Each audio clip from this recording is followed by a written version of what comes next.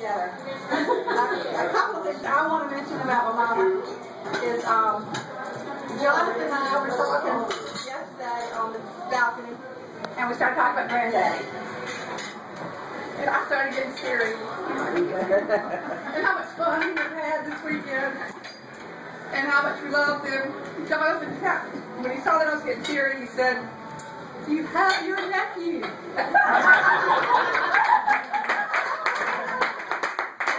Cheer me right up. But one of the things, that's right, it worked. One of the things that Daddy always would say to me, there were lots of things, and Joyce says I quote him at least every other day. But one of the things he told me many, many times, he'd ask me, "You know who I respect on this earth more than anybody else?" And I'd say, "Who?" He'd say, "Your mother." And You're training good. he also said to her a lot, "Mrs. Gooden, you are a good cook. Are you married?"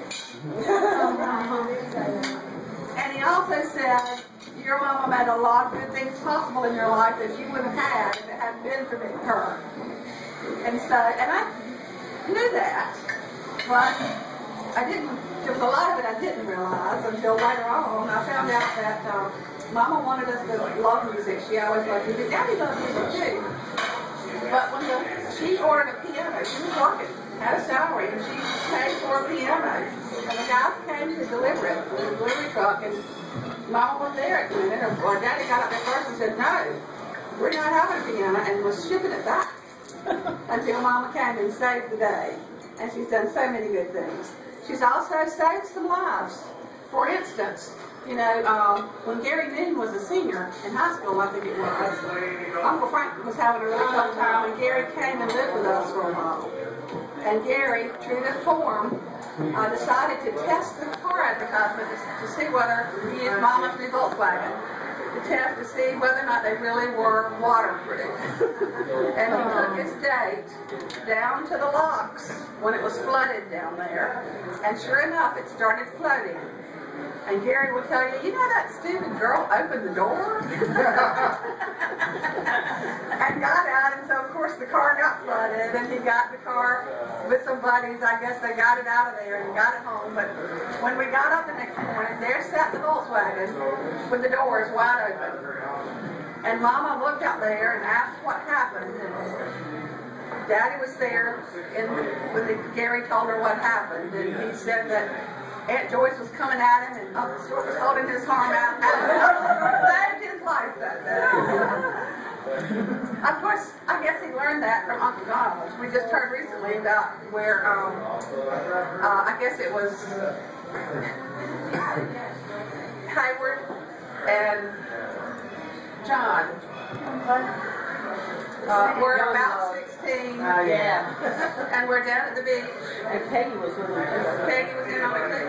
Sam was in on it. I don't think Peggy was in on that. Somebody was with them. It was all Was it Joyce? All boys. And they were 16, and they didn't want to hang out with the family. With the family, you know, all these kids and grandparents and all this stuff. And so they wanted to go cruising Myrtle Beach, and Uncle Donald Ray allowed them to use Aunt Pauline's car. And while they were out, they stopped at a convenience store and they bought a Playboy magazine. And enjoyed Playboy magazine. And instead of throwing it away or hiding it somewhere else, they stuck it under Aunt Pauline's car seat. And she, sure enough, put on the brakes soon after that, and that magazine came sliding out of there, and she knew exactly what had happened. But Uncle Donald Ray said, "No, that's my magazine. That's my magazine." And so what Hayward says to this day that Uncle Donald Ray saved their lives. Anyway, we have a great mama. She's a tremendous amount of fun. I don't know if Stacy and Johnny know or not that the one misbehaving table at the wedding reception that snuck in a bottle of wine was Mama's table with her siblings. Very competitive athlete. Health food nut. We couldn't stand to lose you, Johnny.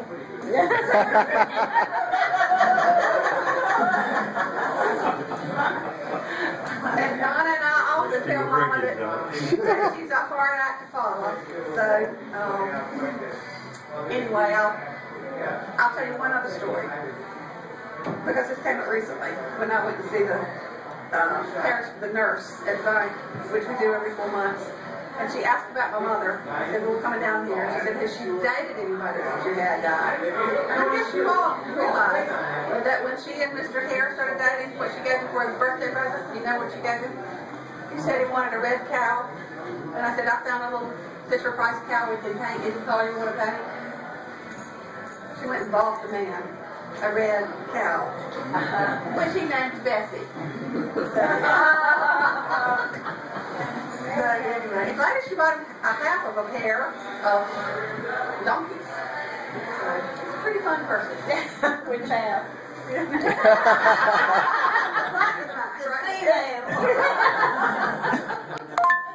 She's produced 2 little donkeys. That's a gift that keeps on giving. Bessie's had them out for free. Oh, really? Yeah. Wow. That's great. Well, we're thankful for you. Sorry you're such a hard act to follow, but we have really enjoyed the time that we've had with you, and never continue enjoying it.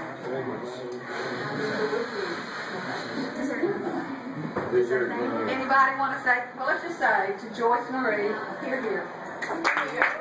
Here.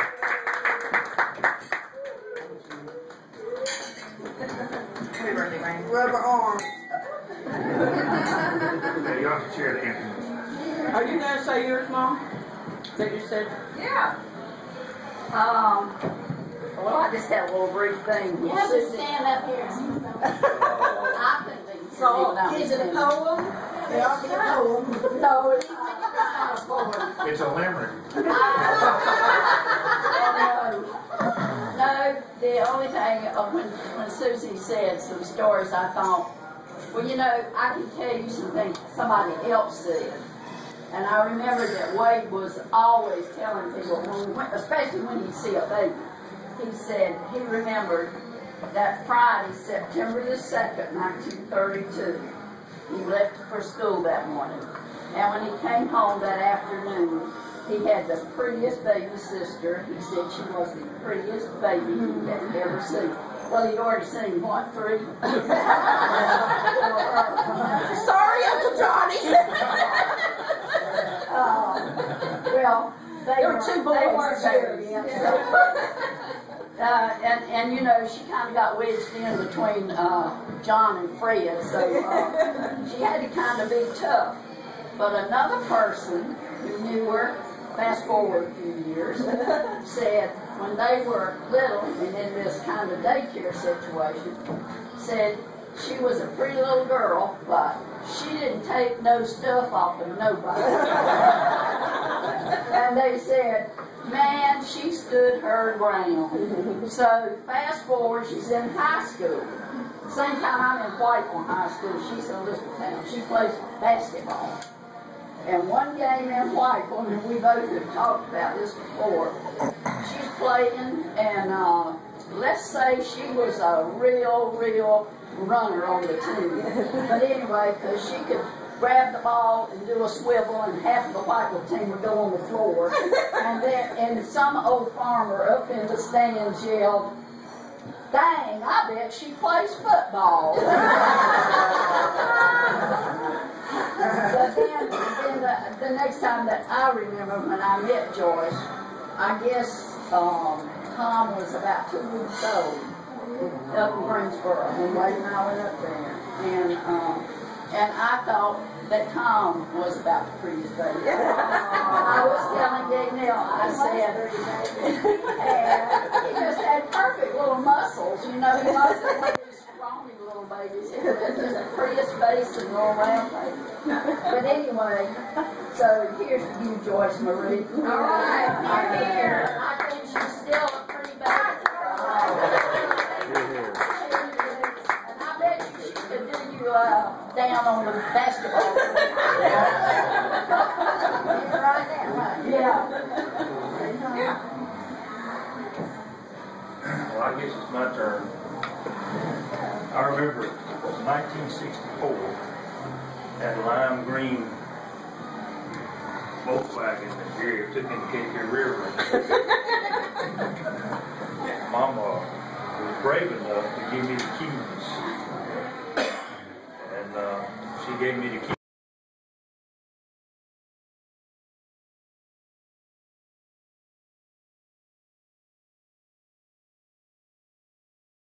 till Betty came home. And she sort of go up a little bit and to the line. It wasn't too long after that they had bought me a bicycle. And I was the proudest little boy of that bicycle. I loved that bicycle. And me and a lady that was keeping house and sort of watching me at the time and everything,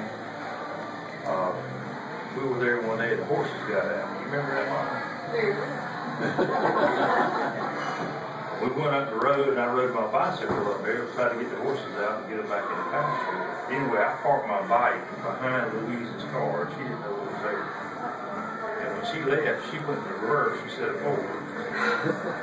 My brand new bicycle got bent up like a pretzel. It was a nice bicycle too. Well, I had heard some language that was not very polite. And I laid a few words on it. Louise called Mama was crying. Don't cuss me.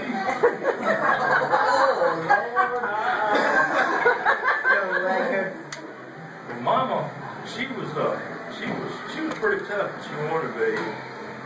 One of the things she sort of prided herself in was that when she was going to give you one of those good stand-up lessons in life, she made you cuss your own switch.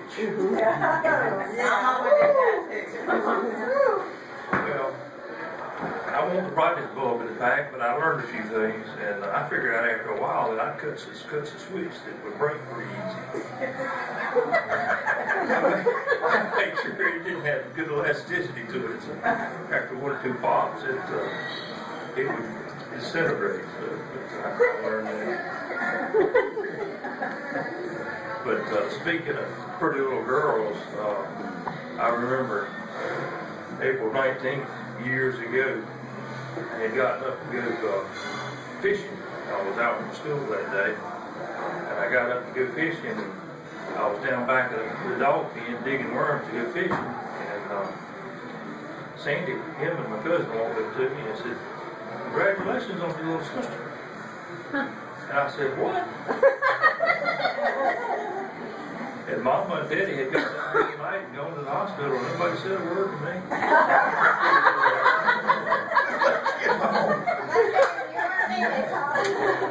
Danielle came in a while ago, and she went down the road hugging everybody's neck. And I forgot you. She walked off. Randy looked at me and she said, "They forgot you."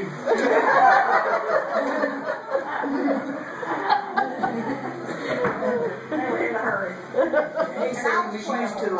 Back to your age. Kay might have been at the house with me. Kay might have been at the house with me. But Kay was there and Gary was there. And I don't know who we told. There was a lot of people there other than me.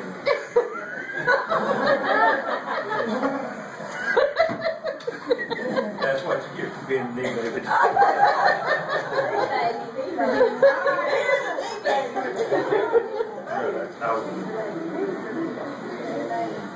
But my daddy taught me a lot of things in life. But one of the things that he taught me that was a lesson that he didn't have to say a word about, he taught me how to love his wife. I always appreciated that. I appreciated how they've been a blessing, a covering, an advocate, a mentor, my best friend, all the phases of psychology that you go through. Yeah. But, and she's still my champion today. She really is. And I love her.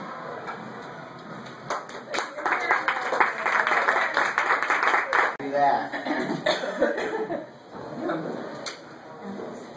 Yeah, she spanked me like twice.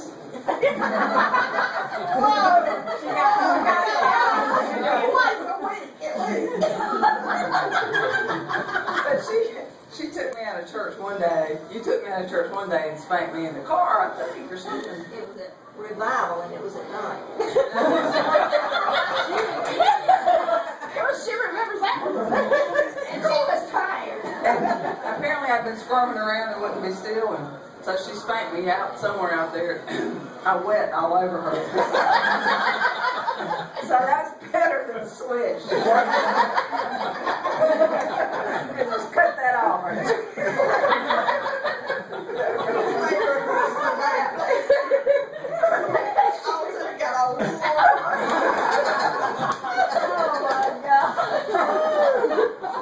Number two.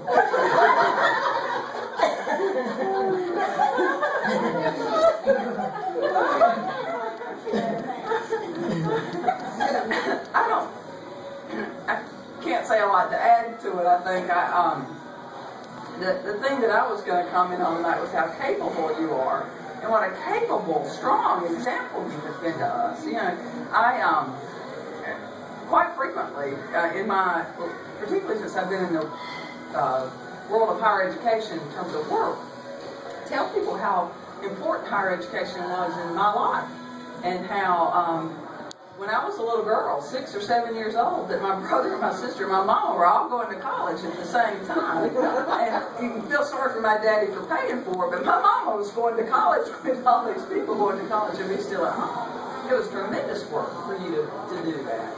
And how that affected all of us for the good. I remember very well when you came to Austin, Mark and I had bought our first house after we got married, and I had recovered a chair that belonged to Mark's grandmother. And Mom walked in and said, "Who taught you how to recover furniture?" I said, "What are you talking about? Is there anything that you can't do?" Right? She recovered furniture and done things like that. So always capable and very high standards. Went to all my basketball games. I never appreciated this until I was an adult.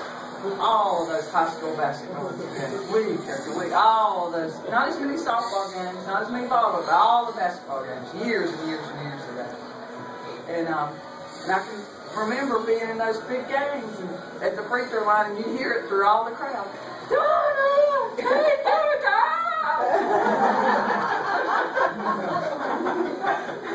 And then when in Texas, when I finished that bar exam, and Annie and Uncle John get credit for that too, and Mark, helping me out, and giving me a place to study, and supporting me through all that. But I called Mom and said, "Mom, I passed the bar exam." And she said, "That's great. What was your score?" There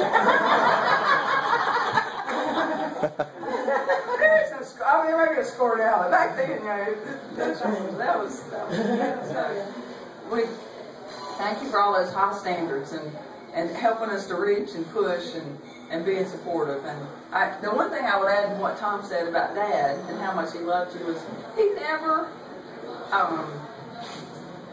backed off of that. When you were little, he was that way all the time. Not just when you were there. Not just when he was walking out of the door because you made lunch really fast at the church on Sunday. He was that way all the time. And so we love you very much. I will add one more thing, and I guess this is all right to say, but Tom and Susie and I love each other very much. And I think that's because you and Daddy love us so much. Exactly. But I think that's a big part of that. So that's good. Good. Yeah. Look here. All right, I'm gonna go before I can't go. I get some weepy. There have been a lot of strong women in my life, but the root of every single one of them, every single fantastic female influence I've had, they gave me strength to know that I could do whatever I wanted to do so long as I put my mind to it with you, Barry. And my entire life I grew up knowing just I knew that you were the core of our family, and that it is because that you are strong and you love all of us so much that we were all able to go on and do everything that we did through the hard times. I mean, even before I was around and before I can remember it, I can see the influence of your love, and it just means so much. And so many, almost all of the happy memories that I have of a child are at your house. And if they weren't at your house, they were on the way to your house. I remember driving from Winston-Salem, and we would have such a good time in the car, Mom and Johnny and me. And we would just, we were constantly late. We would never leave when we wanted to leave. And so Mom would get at one point on the highway, I think it was from Sanford or somewhere, and Greenford Silas. Silas City, that's where it was. Wide open highway. Yeah, wide open highway. We'd all make trips to that speedy mama, and it was just so much fun. And that's because she would read from the kilometers. Yes. It was great.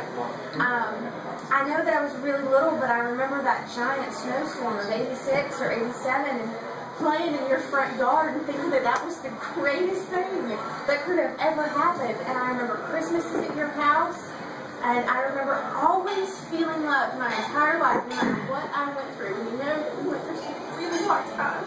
I never once said how much you love me, and I thank you so very much for that. And I love you from the snowstorms when I was a kid to taking me to Paris when I was 17 years old, to being there and loving Chris as much as you do, and I know that you do, and that makes me so happy. But while we are all gathered here, I thought that I would take this minute and just ask you, have you all heard about Choose Plus? Thank you. We want you to live a long time.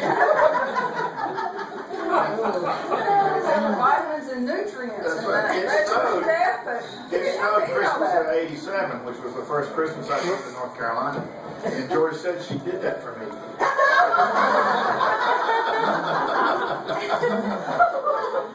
She stood out there and she said, I did this for you.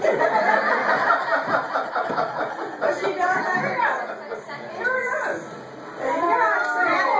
Happy birthday to you. Happy birthday to you. Happy birthday, dear Joyce. Happy birthday to you.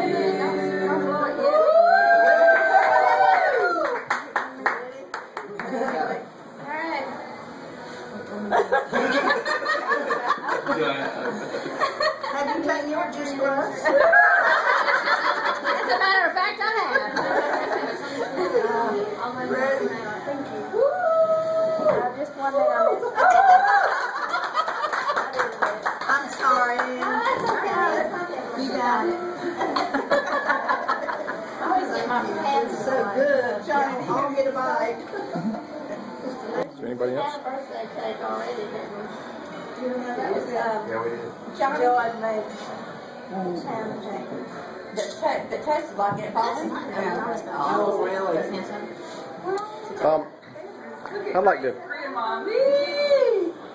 I'd like to say something as well.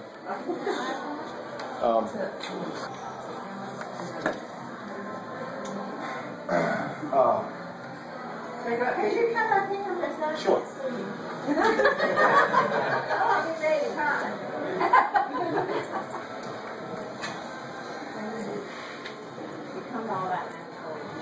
Are you going to about me? I'm trying. It doesn't work so good.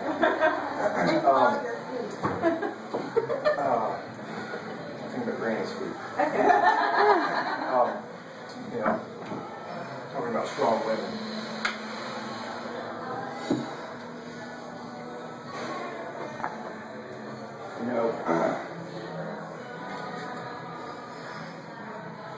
I don't know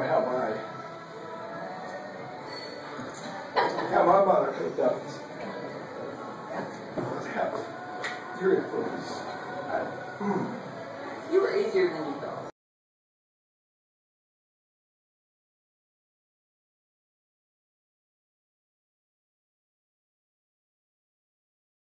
Drugs, of course, are in the toothpaste in the hair.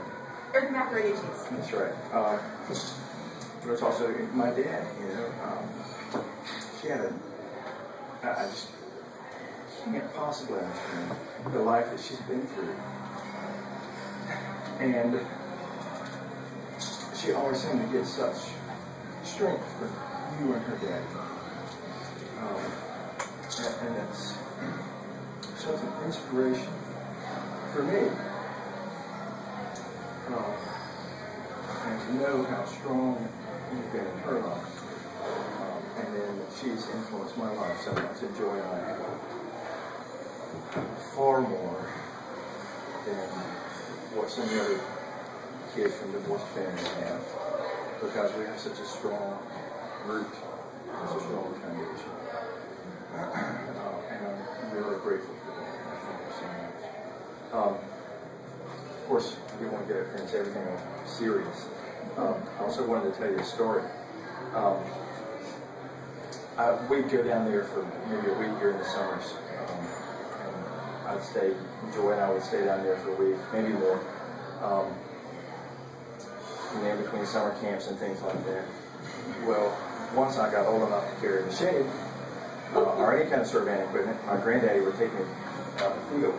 And when I was younger, in my early teens, in middle school, maybe 12 or 13, he wouldn't take me out there every day, but he would at least take me out there at least 2 days out of the week, if not 3. And one of those days, he came in and said, "Johnny, get up. I want you to go with me." Like he did. And I didn't want to go. I stayed up late or something like that. And I kind of spurred, rolled back over, and he might have come in one other time, but before too long, Granny came in. And she didn't say a whole lot. She went around to the other side of the bed, and she took that mattress and picked it up. Oh, and pulling it on the floor. I didn't know what else she was going to do. I got how great she was at sports and all that stuff. So, I thank you for that inspiration, too. Now you know what to do with your son. That's right. All right. All right. Keep it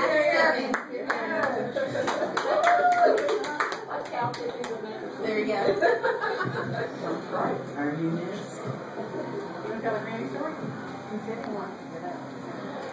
Grandma? Come over here. Come over here so we can hear you, buddy. Your dad will can't do now. You get too emotional. Oh, that's right here.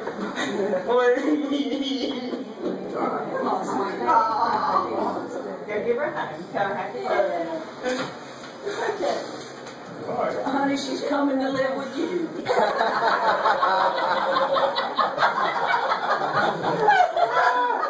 I need you to get good. You gotta go. She will make you shave every day. Think about that. Yeah, it's all right, sweetheart. You don't have to. You can talk about it. We love your granny. I guess. I need some more. I need some more school to graduate.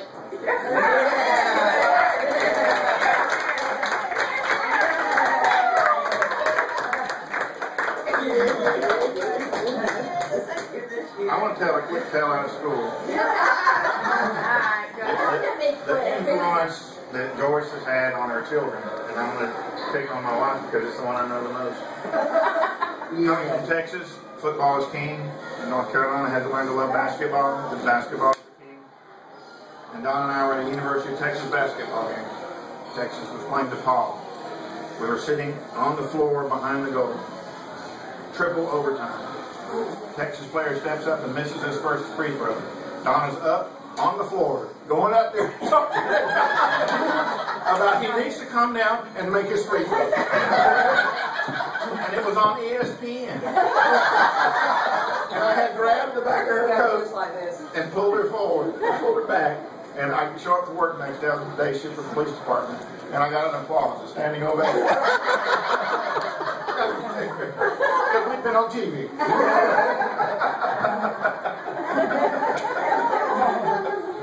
Well, Mama does love sports. Very vocally. So I tell them now how she got her name. Yeah. That's how she got it. How she got her Stand up, Bill, so we hear you. Talk loud. I said, to tell all about your life, which is great. Children shall rise up and call for blessing. Like all my girls never had with the sisters. So and Sarah sent my mother a telegram and said, "It's a girl. What's her name?" Joyce. I didn't want to be grandma. You take you flat. Yes, you know that. Yes, Yes,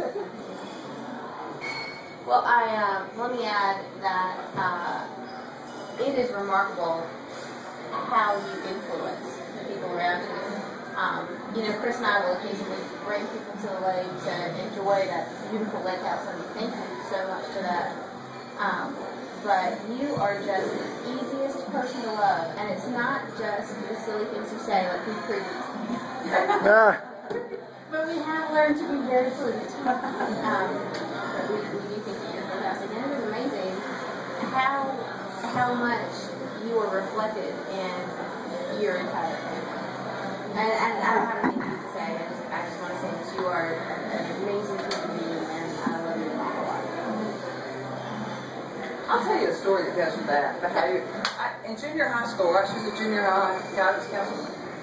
And when I was in junior high, all the kids loved her. And you just get so sick of hearing it all the time. Her mom's so great. She's so wonderful.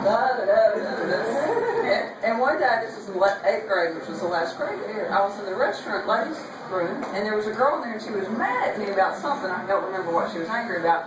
But she said, and your mama, she said something mean about her. And I just burst out laughing. I said, finally!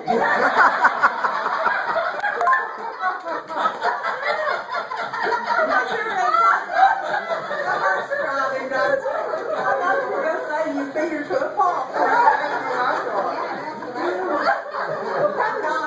Tell them about the hearse driving. Oh, yeah, that was about you, too. So, Mom, when I was with counselor in high, Mom was the guidance counselor there. 2 days a week, Tuesdays and Thursdays, she was assigned to East Arcadia School, which is 20 miles, 25, it's way east of there.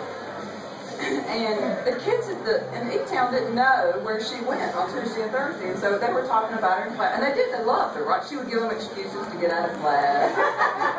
Anyway, they're asking me what she does. I said, you know where she goes on Tuesdays and Thursdays? I said, she drives the hearse for Ken Law Funeral Home. And I said, you don't have funerals all the time, so it's not like a full-time job. Tuesdays and Thursdays, she just sort of feels it. And as in, it's constant. We were in alphabetical order, so many of these same kids were also in my homeroom in 9th grade, 10th grade, 11th grade. So second year, we're sitting around talking, and they said something about Mom in the hearse, and I said, you are kidding. I was lying about that. And they got really angry at me. They thought she drove the hearse. I'm telling you, she can do anything. And they believe it, right? You're such a nice face.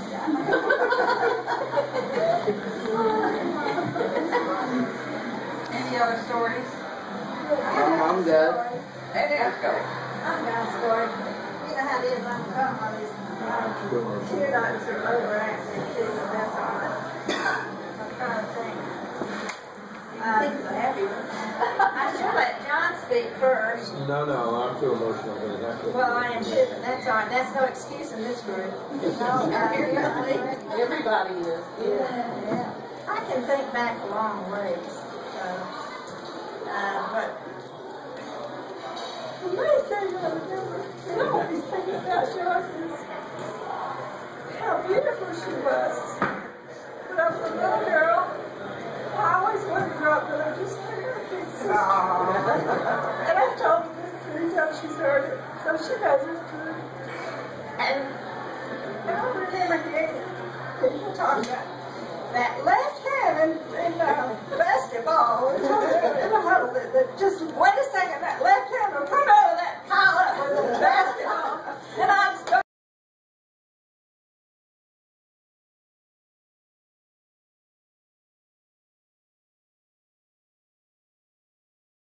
very proud of Joyce, just the fact that I could claim her as my big sister. And I was thinking of another time speaking about Stuart. I was pretty crazy about Stuart myself. He was a good man. And we'd gone up to Salem. It might have been the next graduation. I can't remember. John, I don't want to tell this to the truth. But you might remember this, John C. I don't know exactly what brought this on, but Joyce and Stuart were in the bedroom, and I think Stuart was ready to go home, back to Bladen County, that's all I remember. And Joyce didn't want to go, and she was giving him a bad time about it. And I remember he took her and just kind of leaned her over his lap, and I could hear him beating on her, and I was so mad. I thought, I'm never going to like you again. You're beating on my sister. But anyway, when they came out of the bedroom, everything was all right. She just calmed down. She had calmed down. Get any idea? She had calmed down, and everything was all right. And they were back in the car going. But I was so mad, Stuart. I don't even know if I got him in fire because I thought that was just so cruel and mean. But Joyce said he had me after. Do you remember that, Joyce? Oh, yeah. I remember the cake. Are you sure you was spanking her?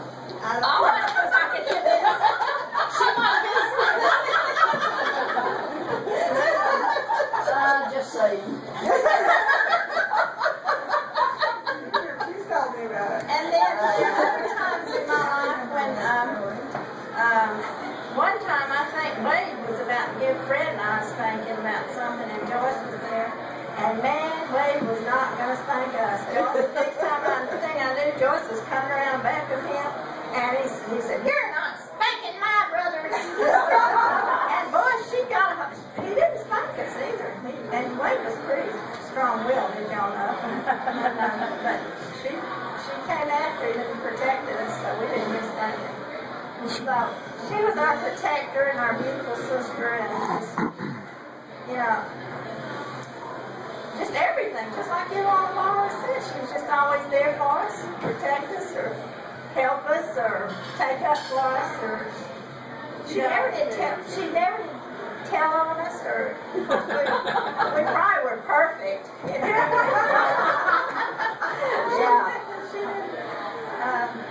But anyway, she's been a wonderful sister, and I love her very much. Aww. Hear, hear. Hear. I will say one thing that just dawned on me as I was sitting here.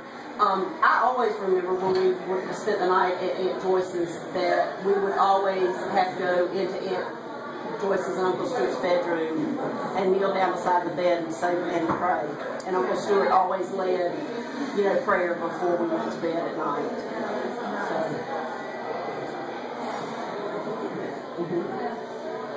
He used to call me and Buffalo and say, "Are you still?" I don't know if it's my turn, but I'm going to take it. Ben hadn't talked yet. Where's Ben moved? She stepped down. She hit the bar. He went out and done what he got. There's only one thing I want to know from this group. If I'm this great and this strong, why isn't there more people here? It was an exclusive invitation.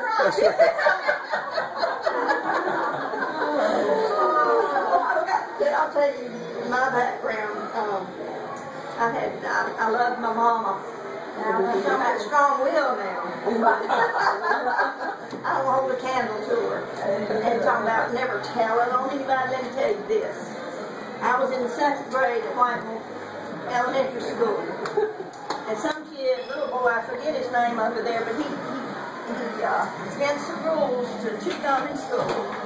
So he double dog dared me. To chew a stick of gum. So he tore his gum in half, and after I put it in my mouth, started chewing well, the teacher. Joyce, come up here, you got gum in your mouth. Yes, ma'am, I got blood. So she hit me about twice and sent me back to my seat. Well, Johnny was in the next room. And how in the world he found out I got swatted at school? We lived about 4 blocks from the school. He ran all the way back. Good big hair. Well, Daddy got 6 o'clock. They all tell Daddy what Joyce did. Daddy spanked me. And if you want to know the truth about it, that's what's wrong with our schools today. If more teachers had more rules and were able to enforce it, and families behind them, it would work. But there's man right there that made me work.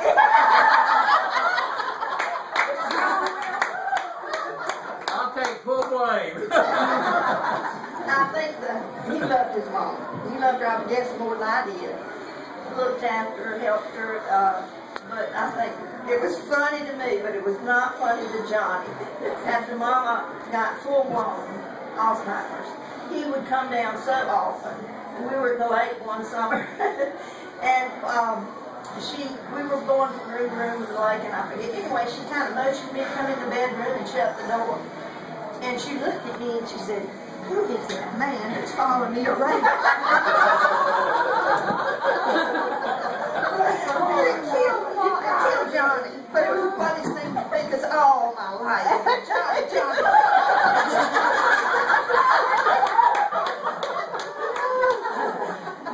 Donald Campbell will vouch for that. Don got it on this side, and I got it on this side.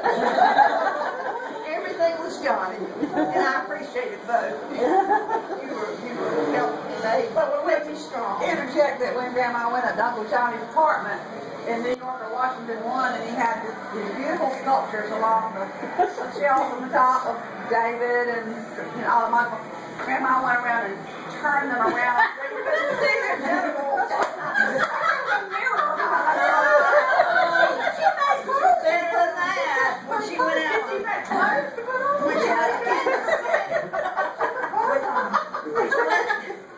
when she went to Kansas City to see, CT was there too, I think, that time. And Johnny went to work and came home one afternoon, and she had made coverings for all of them. She had been sewing all day long, making those statuettes. Anyway, she was a special lady, and I'm really thankful for her. I'm thankful for my daddy, too. Daddy was a good man. Daddy had a problem with alcohol, and he loved to get a little bit high on Friday evening and stay down at the shop. You know, barbershops used to be a social institution. They had showers in the back, and all the old guys would meet down there and party, and stagger on home late on Saturday night or whenever. But my daddy was a good-natured drunk, and he'd line us up in that hall. I can remember just as good as white one there. That we had a side porch and a long hall that went down there. He'd line us all up, and he'd take his money out he made that week, and he'd hand it out to us. And Mom would be down there at the end of the night taking it.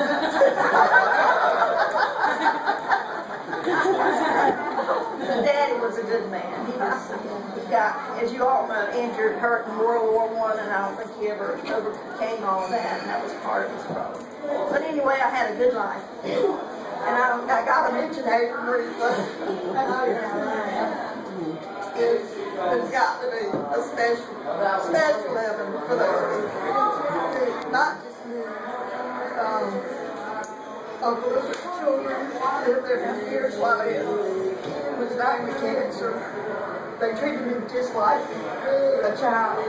Clara was my best friend. I lived with her 3 years, and we had one argument in 3 years. Now, can you imagine somebody coming into your home? There's only you and your brother James there. Come in 2 years older than her, and just being treated just exactly like you are. She was the sweetest thing. You know what? That argument was over. The cold storage faces ball team out there. She had a red baseball cap. And somebody I liked, I don't know who, was out there at the ball game, and I wanted to wear that cap out there. She wouldn't let me wear her red baseball cap. And that's the only argument, cross words we ever had. I couldn't convince her, I don't know what it was, but she didn't let me have that cap that day for some reason. She felt like that boy too. But anyway, I thank you all, and if I've done anything for you guys, I'm just sorry I couldn't more. Stuart, I think you know, from the first time I met him, we were at the Presbyterian meeting, and Elizabeth and Sam were having fall dance over Cemetery Lake. And that big old lodge over there with that big fireplace at the end of it. And we had a band and everything. And Bobby Tatum, he's a nice boy too, took me to that dance. And Stuart was dating Jenny Fisher at the time, and he had come home from state, I guess expecting to take her, and she was there with somebody else. And so he spent that whole night just watching them. I didn't really know who he was, but I asked Bobby, and he told me Stuart was watching them, and I was watching them. I knew from the very beginning I love that man. I still do. I don't know about the spanking before the spanking. But I wish he was here still spanking me at that. I remember that. I remember us having an argument. Yeah. And I don't remember. I remember I got mad. I don't remember what was going on. But anyway, I don't remember us Well, I fighting. didn't actually see it coming out of his knee, but when it came out, I mean, I was with him. Yeah. And I said, what'd you do to her? He said, I just gave her a little paddle. Must have. Because you were happy when you were Must have. Thank you so much. I love all of you. What about you? Did you have anything? Boo, are you not going to say a word? I'm not there. She did two things, Boo. Absolutely am. Oh, here she goes. Yeah, I have thought about this all week. And I'm like, I tear up every time I think of it. Everybody else has. I just want to say that my fondest childhood memories were spent at Aunt Joyce and Uncle Stuart's with my cousins and my aunts and my uncles. And you know, you're sitting there talking about the graciousness of Clara, well, and Uncle Hayward. And Joyce, you're the exact same way. I mean, they don't have anything on you.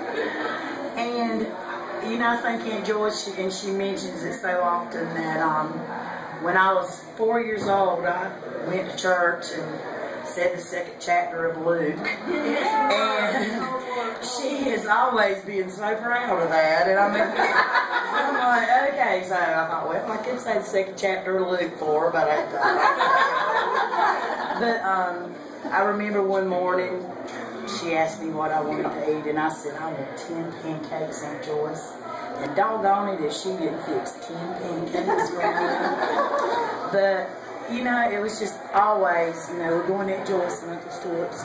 And I just can't tell you what a special part of my life that is. And, you know, my daddy always called you Bess. But I have my own for Aunt Joyce. I call her AJ, and no, y'all cannot do that. That's mine. Well, she signs my emails, AJ. Well, that's because I started it. But Phyllis, you said a while ago, her children shall rise up and call her blessed, her husband, and he will praise her. And I just want to say that Betty Boone will call you blessed as well, because I absolutely love and adore you with all my heart. And that's all.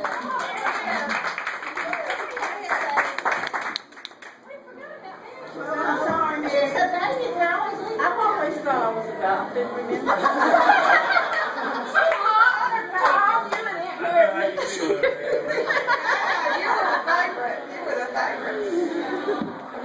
Mother died, and my friend from Salem came, and they had their little RV out there talking and everything, and I was visiting with them with him, and I went back in the house, and all the family had grown into the graveyard.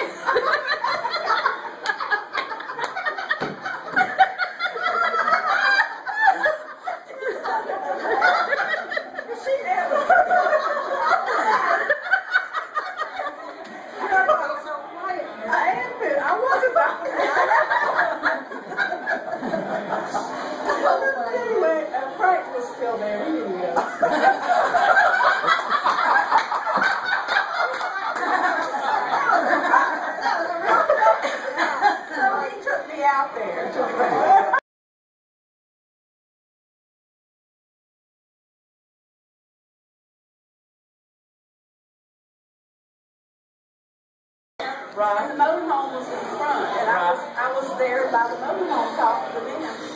And they let me, But they let you break me. Yeah, Frank took me out there.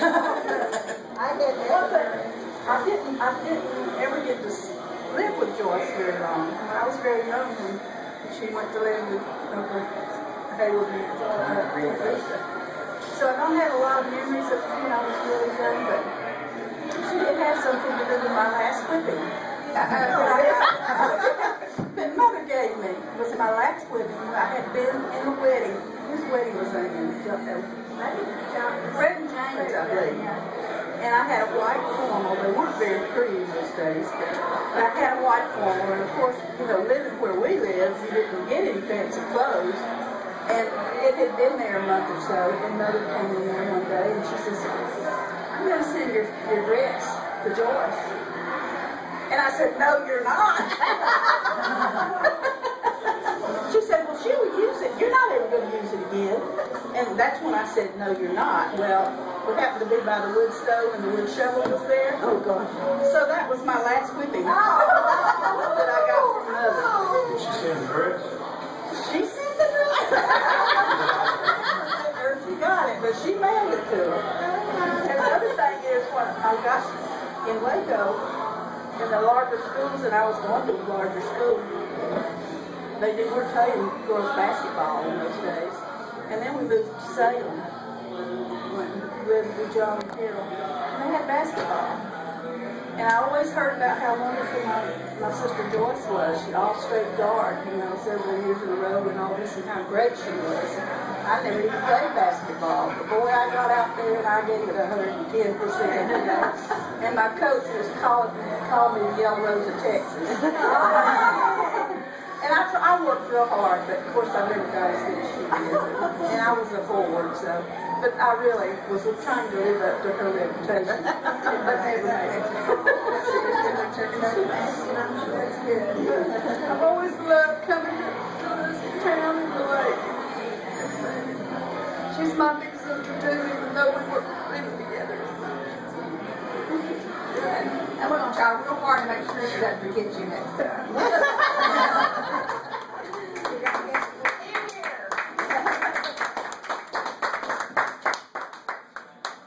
It's amazing. I listen to all of my cousins and so on in this generation, and I tell my 5 girls, I say, you're buffet women. We had a grandmother, Mamu, that was noted for being very, very strong and raised multiple children. But that's our heritage, being a strong buffet woman. And then what's so nice about Phyllis is that we have such strong men who support us and want us to be strong. And sometimes just get out of the way. And they know. But there are times when we tend to be really strong. And I look at my 5 girls and I've always told them, you are a buffet woman. And you can do it, And they've gone on and made sure they had their education and a lot of things happen. And same with, at getting education. And saying, they look back on my generation, our kids, and are appreciative of the mothers. And we look back, and our grandmother still runs through our veins, and generation to generation. That what you do speaks so well, sometimes they can't hear what we say. But they can look at us and they can see our backgrounds almost. So that's always good. What you do is important. Your kids are watching. I want to say something for those men that live with us. I think it's not that they, sometimes we feel like they want to get out of the way, but what I think it really is, I think they're not afraid of strong women. I think that they have enough personal strength that they can let us be strong. And I want you to be strong. Well, you got to look at this from a male perspective. I learned a long time ago, the best thing I can do to make myself look better is get in the car with my wife. That's true. And Jonathan's good. Well, I just want to I'm gonna borrow that. say, if I ever have any grandchildren, I'm going to be Ma Boo. And I told Kendall and Trevor that. I'm Ma Boo. That's what I kept hearing in my head when we talk about Joyce. I'm going, oh, my boo all over there. My mother, she would send us out for get a switch. Oh, yeah. Pauline did My too. brother and I would get our lunch. Pauline did, now that Pauline. You know what? You have at least a little lot of that. No, you don't want a lot, but. Good luck. Okay. I know when she said there was nothing she had done, you know, could she do anything else for us? I was looking at that piece of paper.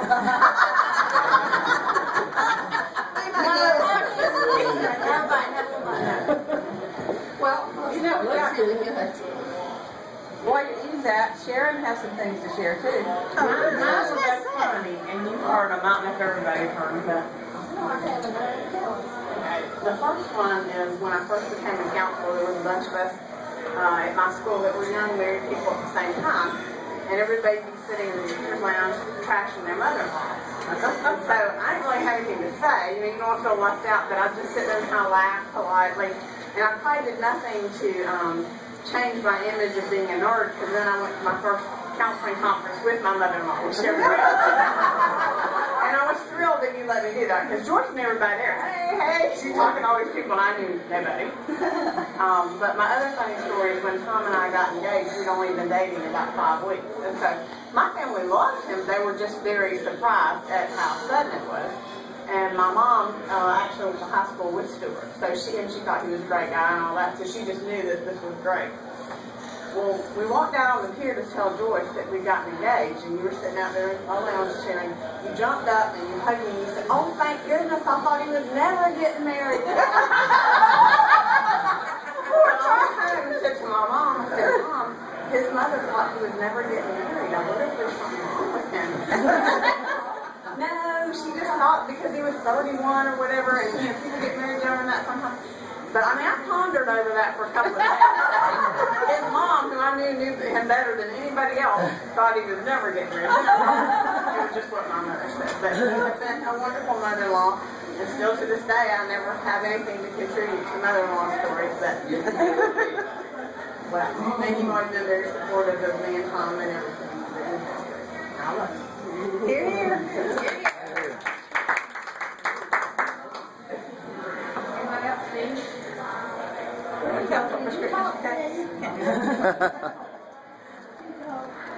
Rich? John C.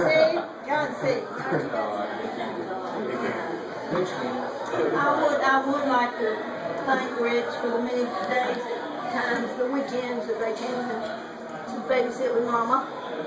We could go places and how good they were at cooking, and Rich would stand right there beside me. We'd cook for the whole family. And we'd do carrots and celery and all that stuff together. Never backed off from helping. Look, they're such good hosts.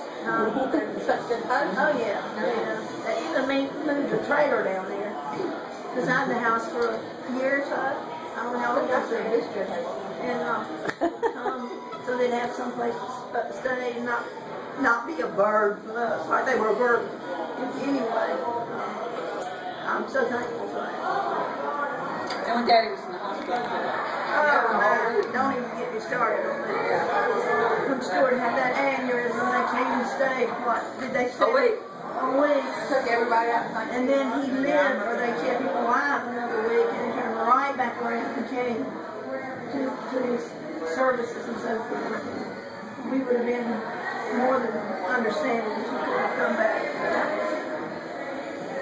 Thank you. We did get to watch sumo wrestling.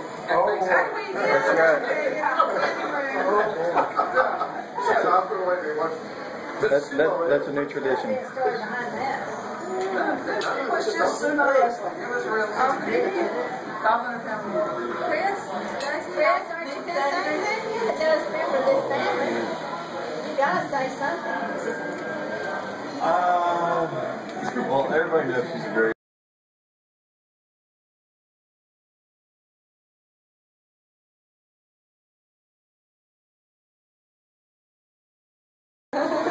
Every time we go over to the lake, she always provides lunch. And the first thing she asks me, do you like this? I'm always concerned that I wants to make sure that I want to eat and be healthy. And she cares for me like I'm, joy almost. Almost, really almost. I love you very much. And 80 more years, right? Yeah. Yes, I'm ready. Sorry, I don't know what I missed during when I was at the bathroom, but so if I repeat anything, I'm sorry. 10 years ago, when I first came into this family, just as John's girlfriend, all of my grandparents were still alive. And I was only 18, I was very young. I didn't understand or appreciate grandparents like I should have. And I saw how your family is so close, and everyone here has corroborated that you're the center of that and the root of that, but I didn't understand it. But since John and I have been married, I've lost all of my grandparents. And I've started to understand how family is supposed to work. Because unfortunately, although I love my grandparents dearly, we didn't have a lot of the good foundations like John has said. And from seeing everyone and how they interact with each other and stick up for each other and love each other, and how you have loved me and Susie has done the same, and all the family, I just really appreciate it. And I wish my grandmother was here so I could tell her the things that your family has told me. But I just want you to know that you've helped me to see a whole new side of family. And I can't wait for John and I's children to experience something new and kind of, for lack of a better word, change my family's lineage in a way, because I know it will, and I know that my family is going to be better because of you and your family. So thank you. I love you.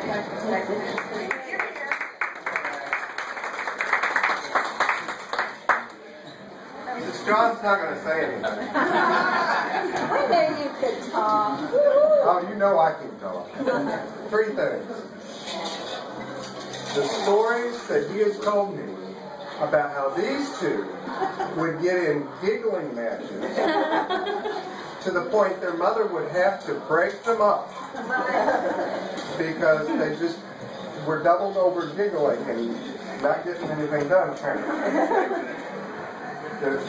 That's the first one.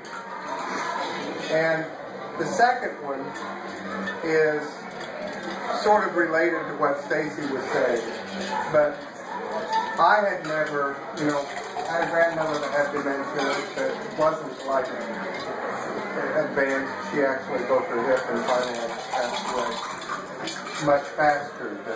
So watching your mother go through what she went through and the care that you and Stuart gave her, that was, and like I said, we were doing that with our grandmother, but it wasn't that long. It was just a lot of care, and I was honored to be able to pitch in and help. And the third is, I know that when I came into this family, we kind of stretched some outlooks, you might say, and it was very welcoming. And I understand that there was some stretching, and I've always understood that.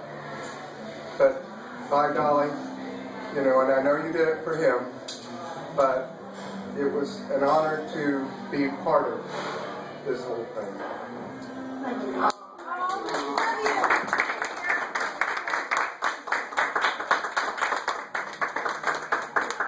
Now let's talk about the negative stuff.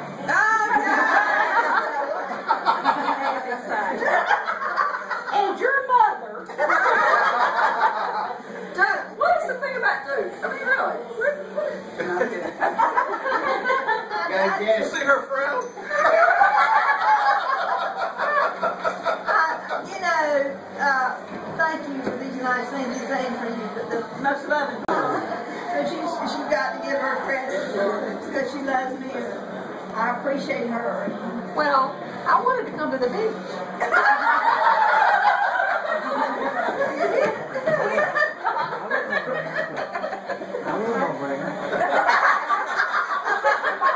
I wondered when you were going to say something.